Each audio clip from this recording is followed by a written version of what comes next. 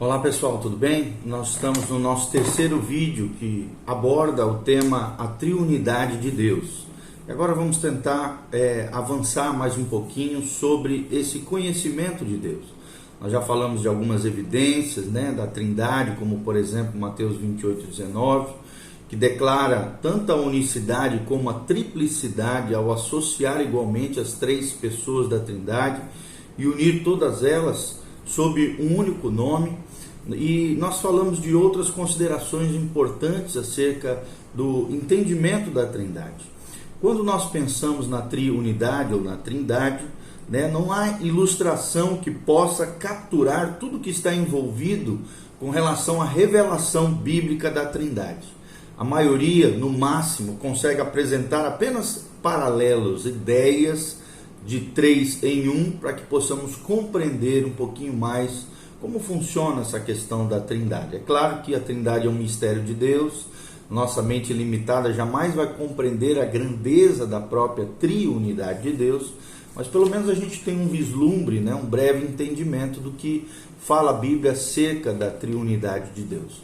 Um diagrama também comumente é usado para retratar a divindade como única, ainda que mostre que cada pessoa o Pai aqui em cima, o Espírito Santo aqui, o Filho aqui, ou seja, o Filho não é o Pai não é o Espírito Santo não é o Filho, são três pessoas distintas. E no centro a bolinha é Deus, ou seja, o Pai é Deus, o Filho é Deus e o Espírito Santo também é Deus.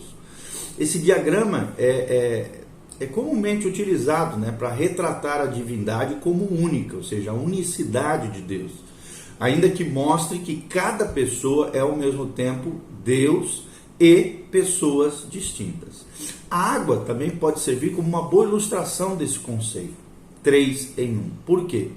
Pois ela retém a sua constituição química, ou seja, todas as formas de água possuem a mesma constituição química, que é o H2O, seja em estado sólido, líquido ou gasoso. Existe também um aspecto triplo na água, pois sendo gelo, sendo vapor, sendo líquido, as suas moléculas podem coexistir, mesmo nesses três estados diferenciados, podem coexistir em equilíbrio e continua sendo água, mesmo que de maneiras distintas. O Sol, sua luz e a sua força também pode nos ajudar um pouco a ilustrar a Trindade. Ninguém conseguiu realmente ver o Sol, assim como ninguém conseguiu ver o Pai. Mesmo assim, aprendemos muito a respeito do Sol quando estudamos a sua luz, a luz solar, do mesmo modo que aprendemos muito a respeito do Pai por intermédio de Jesus Cristo, seu Filho amado, que é o resplendor da sua graça e da sua glória, conforme Hebreus capítulo 1, versículo 3. Então vemos a força solar demonstrada em seu envolvimento no crescimento das sementes, também das árvores, das plantas.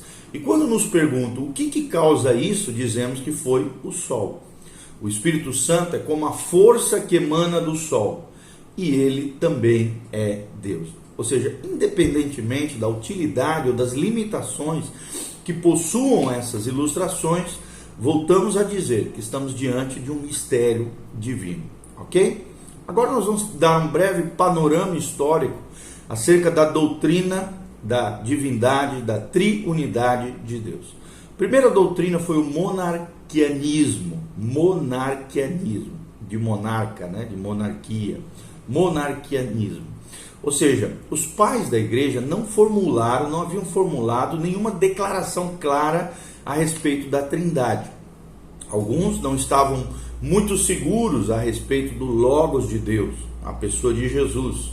E a maioria deles não se preocupava em dar atenção ao Espírito, a atenção devida ao Espírito Santo, exceto, é claro, a sua obra na vida dos cristãos. Em respostas a Praxeas, Tertuliano, um dos pais da igreja, que viveu de 165 a 220, declarou o aspecto triplo da deidade, ou seja, da divindade, sendo o primeiro a usar o termo Trindade. No entanto, ele não possuía um entendimento completo e detalhado da Trindade. Seu ponto de vista estava repleto de conceitos de subordinação, como se o Filho tivesse subordinado ao Pai e assim e o Espírito Santo ao Filho. Tertuliano combatia, né, o monarquianismo, que defendia a unidade de Deus, mas negava a triunidade divina. Existiam duas formas de monarquianismo naquela época, dentro da história eclesiástica. Primeiro, o monarquianismo dinâmico, ou também conhecido como adocionismo, que foi exposto pela primeira vez por Teodoro de Bizâncio, por volta do ano 210 depois de Cristo. Essa visão retratava Jesus como um homem que recebera poderes especiais do Espírito Santo em seu batismo. Segundo lugar, o monarquianismo modalista. Este era mais influente aí na época dos patriarcas, no início da fé cristã, procurando não apenas manter a unidade de Deus, mas também a divindade absoluta de Cristo, ao assegurar que o Pai foi encarnado no Filho, o que não é verdade, a gente sabe, à luz da palavra de Deus. No Ocidente passou a ser conhecido também como patripacianismo, pois afirmava que o Pai encarnado também sofreu no Filho. Enquanto que no Oriente, no lado Oriente, os cristãos do Oriente tornou-se conhecido como sabelianismo, recebendo esse nome por causa de Sabélio, seu representante mais famoso naquela época. Ele ensinava que as pessoas da deidade eram maneiras pelas quais Deus manifestava a si mesmo. Embora Sabélio, usasse a palavra pessoa, a ideia que expressava era de um papel representado por Deus ou de uma manifestação da essência divina. Existiu um outro problema também na história da doutrina da triunidade de Deus, que foi o arianismo, talvez o maior dentre os problemas. Arianismo vem de Ário, o seu fundador, um presbítero, antitrinitariano da cidade de Alexandria, que viveu de 250 a 336 depois de Cristo, que distinguia o Deus único e eterno do Filho gerado pelo Pai, o qual, portanto, teve um princípio.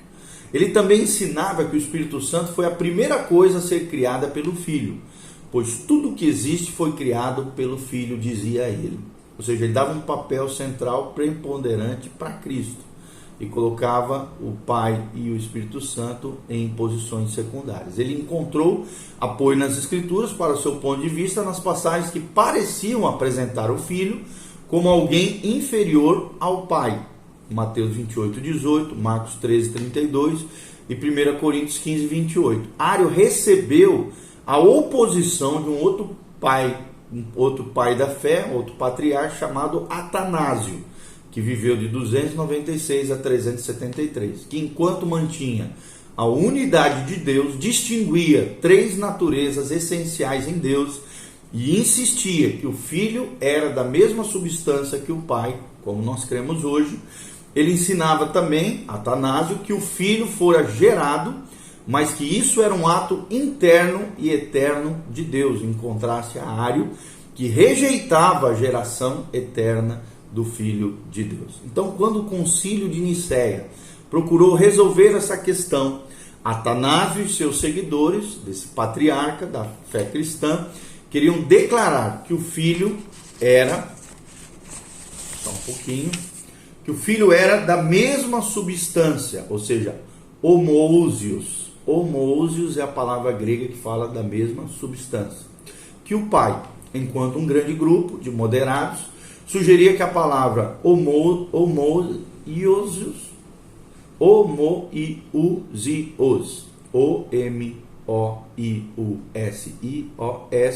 de substância similar, fosse usada. Os arianos radicais diziam que o Filho era de substância diferente do Pai, ou seja, heteroousios, substância diferente, hétero de diferente, ousios de substância. Já Atanásio dizia que era homoousios, ou seja, homo da mesma, ousios da mesma substância. O imperador, então, Constantino, acabou ficando do lado dos seguidores de Atanásio. Por isso, vemos na afirmação clara e inequívoca do credo de Nicéia que Cristo era da mesma substância do Pai, ou seja, homoousios, ok? Então, sobre o Espírito Santo, o credo simplesmente dizia o seguinte, o credo niceno: cremos no Espírito Santo. Contudo, em seu ensinamento, Atanásio manteve que o Espírito, assim como o Filho, era da mesma essência que o Pai. Após o concílio de Nicéia, muitos documentos circulavam no quarto século e, em parte, o partido ariano era popular por causa da influência de Constâncio, sucessor de Constantino no Império como imperador romano, que simpatizava mais com Ário. Já na segunda metade do quarto século, 3 teólogos da província da Capadócia, na Ásia Menor, deram um formato definitivo à doutrina da Trindade e derrotaram o arianismo. Eram eles Basílio de Cesareia, seu irmão Gregório de Nissa e um amigo íntimo, Basílio, de nome Basílio. Então, íntimo de Basílio, desculpa que eu já falei, o nome dele era Gregório de Nazianzo. Eles ajudaram a esclarecer o vocábulo a respeito da Trindade ao usar ousia, ou seja, ser ou essência em grego, para a essência da deidade, e hipostase, estar sobre ou alicerce em grego, para falar das pessoas. Sua ênfase nas 3 essências naturais reunidas em um só Deus livrou o credo de Nicéia das suspeitas do sabelianismo aos olhos dos moderados. Então, eles também mantiveram vigorosamente o homoousios, a mesma substância do Espírito Santo, e clareou ainda mais esse conceito moderno, foi o conceito que hoje nós temos da Trindade. Houve também um outro concílio chamado Concílio de Constantinopla, em 381 depois de Cristo. Em 373, um grupo liderado por um personagem da história da igreja chamado Eustáquio, chamado de pneumotomaquianos, pneuma de espírito, tomaquianos, ou seja, os que lutam contra o espírito. Era esse grupo liderado por Eustáquio. Eles viam tanto o Filho quanto o Espírito Santo como uma única substância com o Pai. Alguns moderados confirmavam a consubstância do Filho. A controvérsia aqui cresceu a uma proporção tão grande que o imperador Teodósio convocou um concílio em Constantinopla, uma cidade romana do Oriente, formado por 150 bispos ortodoxos, que representavam a Igreja Oriental, sob a orientação de Gregório Nazianzeno. O concílio formulou essa declaração oficial a respeito do Espírito Santo, declarando a seguinte declaração: cremos no Espírito Santo, Senhor vivificador, que procede do Pai, que com o Pai e o Filho conjuntamente é glorificado e que falou por meio dos profetas. Ainda que esse credo não utilize a expressão de uma só substância com o Pai, ela é usada para falar sobre Cristo no credo de Nicéia e descreve também a obra do Espírito Santo em termos que não poderiam ser atribuídos a qualquer outro ser criado. Assim, a questão da divindade do Espírito Santo foi encerrada no meio cristão, pois apesar de essa não ser uma declaração totalmente satisfatória, pois deixava de utilizar o termo homoousios do Espírito e não definia o relacionamento do Espírito com as outras 2 pessoas da Trindade. Mas aí chegou um outro grande personagem da história, que foi Agostinho. Agostinho, de 354 a 430, foi seu período de vida. Ele esclareceu ainda mais essa questão da Trindade. Sobre a Trindade, a declaração da Trindade na Igreja Ocidental chegou à sua formulação final somente através da obra de Agostinho. Em seu tratado, ele declarou que cada uma das 3 pessoas da Trindade possui a mesma essência total e são interdependentes, apesar de não estar satisfeito com o uso da palavra pessoas para se referir às 3 naturezas essenciais. Agostinho usou esse termo para não se calar e também ensinou que o Espírito procede tanto do Pai quanto do Filho. Aí houve uma controvérsia na época, de um pouquinho posterior a Agostinho, que é a controvérsia pelagiana. Agostinho também colocou grande ênfase sobre a eficácia da graça como obra do Espírito Santo. Isso influenciou profundamente não apenas a sua doutrina do homem e do pecado, mas também a sua doutrina do Espírito Santo. Aí vem um novo sínodo, o Sínodo de Toledo, em 589 depois de Cristo. 589 depois de Cristo. Apesar de os teólogos aqui ocidentais geralmente defenderem que o Espírito Santo procedia tanto do Pai quanto do Filho, isso não foi formalizado até a cláusula do filioque, que é um termo que significa e filho, a ser formulado pelo Credo de Constantinopla e acrescentado no Sínodo de Toledo, que é esse sínodo que nós estamos falando. A Igreja Ocidental nunca aceitou isso, declarando ser uma heresia, dividindo os dois grupos até os dias de hoje. Pótio, que foi um dos patriarcas de Constantinopla e adversário do Papa Nicolau da cidade de Roma, usou a cláusula do filioque como parte de seu esforço para desacreditar as declarações de Nicolau como bispo universal dos cristãos, que ele se auto-intitulava e se dizia bispo de Roma, bispo universal de toda a cristandade. Ele acusou a Igreja Oriental, de introduzir inovações doutrinárias, afirmando que o filioque havia adulterado o Sagrado Credo de Constantinopla, credo já afirmado pelos alguns pais da igreja em 381, como eu já falei, depois de Cristo. Qual é o ensino reformado sobre a Trindade? Que é o que nos interessa. O ensino reformado sobre a Trindade, que é o nosso posicionamento cristão. Os reformadores e todas as confissões da Reforma expressam a doutrina da Trindade na maneira ortodoxa, reformada pela igreja primitiva. Nós podemos ver isso na obra As Institutas da Religião Cristã, primeiro volume, 13, capítulo 13, de Calvino, por exemplo. Calvino parecia ter dificuldades em relação à ideia da geração eterna do Filho, se é que não o considerava, às vezes, inútil, embora nunca também a tivesse negado. Lutero aceitou a ortodoxia a respeito da Trindade, porque entendia que ela era ensinada nas Escrituras, mesmo sentindo que somente a fé poderia compreendê-la, e que era um mistério de Deus, como nós cremos hoje. A Confissão de Augsburg, 1530, declara no seu primeiro artigo: há uma só essência divina, chamada Deus, e que verdadeiramente é Deus. Todavia, há três pessoas nessa única essência divina, igualmente poderosas, igualmente eternas: Deus Pai, Deus Filho e Deus Espírito Santo. Está lá na Confissão de Augsburg, 1530, na parte 111.7. De maneira similar, a Confissão de Fé de Westminster foi uma outra confissão de 1647, afirmava que na unidade da divindade, diziam eles, há três pessoas de uma mesma substância, poder e eternidade: Deus o Pai, Deus o Filho, Deus o Espírito Santo. O Pai não é de ninguém, não é gerado nem procedente. O Filho é eternamente gerado do Pai, e o Espírito Santo é eternamente procedente do Pai e do Filho. É o que diz a Confissão de Fé de Westminster.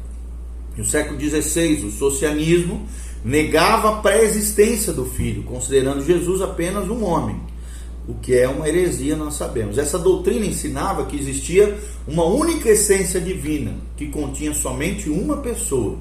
Esse ponto de vista influenciou o unitarismo inglês, que se perpetua até hoje em muitas seitas e heresias, e o deísmo inglês. Muitos unitaristas não eram deístas, mas todos os deístas tinham um conceito unitarista de Deus.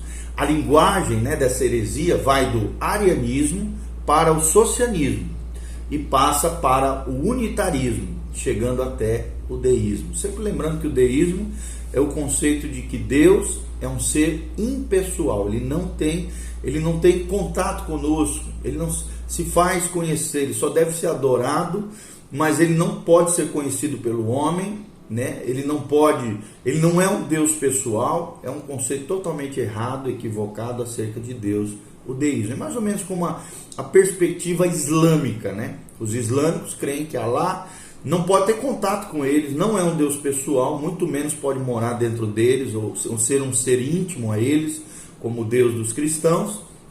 Não, é um Deus que está lá para além deles, né? Ele está para além deles, ele deve ser adorado e ponto final. Ele não se comunica, ele não se faz compreender, ele não se revela ao homem e ele não é pessoal. O que é um equívoco? O deísmo é uma heresia. O unicismo o unitarismo é uma heresia e o socialismo também. O unitarismo norte-americano é um descendente direto também do unitarismo inglês, que é esse que nós estamos falando aqui, ok? Alguns pontos de vista modernos entre aspas, né? A visão ortodoxa da Trindade foi e continua sendo mantida por muitos até os dias de hoje. No entanto, muitos tentaram impugná-la, né? De alguma maneira modificá-la, combatê-la. Por exemplo, dois pensadores fizeram isso, filósofos alemães, Immanuel Kant e Friedrich Hegel, o famoso Hegel. Opuseram-se ao ensino ortodoxo e adotaram o adocianismo ou o panteísmo impessoal de Deus. Panteísmo, lembrando que Deus é tudo e tudo é Deus, como se Deus fosse um ser impessoal que faz parte de todo o universo e todo o universo fosse Deus. Mais ou menos uma visão parecida com os budistas. Swedenborg e Schleiermacher, dois também pensadores, ecoavam mais em cima do sabelianismo. Muitos sentem que o conceito de Karl Barth era modalista, ou seja, que o mesmo Deus se apresentava de modos diferentes aos homens. No Antigo Testamento era o Jeová, no Novo Testamento era o Cristo de Deus, e a partir da igreja primitiva era o modo do Espírito Santo, o que também é uma heresia. O modalismo também é uma heresia. E outros o defendem, né? Defendem Karl Barth como sendo ortodoxo, pois rejeitava o sabelianismo e usou seu conceito dos modos de ser de Deus no lugar do conceito de pessoas, ok? Paul Tillich também, nós vamos falar nos próximos vídeos um pouquinho mais sobre esses pontos de vista modernos, equivocados, todos eles aqui, a respeito da Trindade. Nosso posicionamento é o ensino reformado sobre a Trindade. Eu vou repetir, dentro dessa doutrina, baseados na Confissão de Fé de Westminster, de 1647, na unicidade da divindade, há três pessoas de uma mesma substância, poder e eternidade. Deus o Pai, Deus o Filho, Deus o Espírito Santo. O Pai não é de ninguém, não é gerado nem procedente. O Filho é eternamente gerado do Pai. E o Espírito Santo é eternamente procedente do Pai e do Filho. E também baseados na Confissão de Augsburg, 1530, que diz: há uma só essência divina, chamada Deus, e que verdadeiramente é Deus. Todavia, há três pessoas nessa única essência divina, igualmente poderosas, igualmente eternas: Deus Pai, Deus Filho e Deus Espírito Santo. Essa é a nossa crença cristã, reformada, protestante, ortodoxa, acerca da Trindade de Deus. Que Deus abençoe você. Nos próximos vídeos nós estaremos falando um pouquinho mais, quem sabe no último vídeo, acerca da Trindade. Um abraço.